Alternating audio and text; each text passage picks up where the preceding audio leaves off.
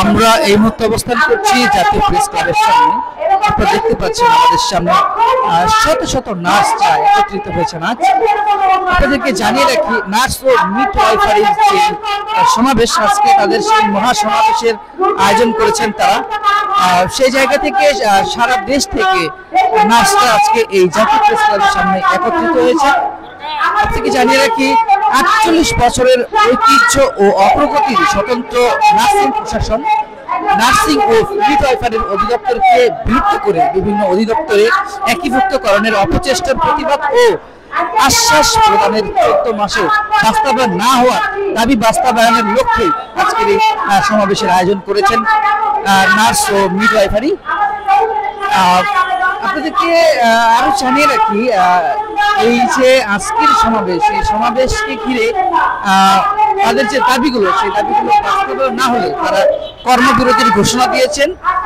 আর আজকের এই যে সমাবেশে সম্মানিত অতিথি হিসেবে উপস্থিত আছেন জনাব ফরহাদ মোজাহার, বিশিষ্ট কবি, সাহিত্যিক ও সমাজসেবক, এবং এই মহাসমাবেশটি উপস্থাপনা করছেন doctor Mohammad Shariful Islam, Bangladesh nurses association কার্যনির্বাহী পরিষদ।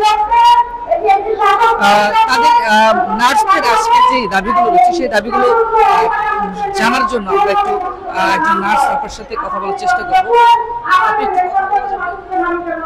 একটু কথা বলি আপনার সাথে, আজকে এখানে কেন দাঁড়িয়েছেন সেই বিষয়ে।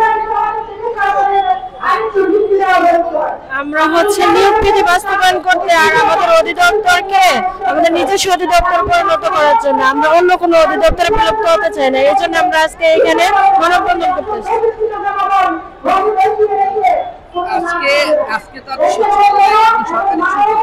আজকের এই দিনে যে আপনারা দাবিগুলো বাস্তবায়িত নিয়ে এসেছেন, আমরা আমাদের নার্সিং কমিশন নিয়োগ বিধিগুলো বাস্তবায়ন করতে এবং নার্সিং কমিশন গঠন করতে এখানে আসছি।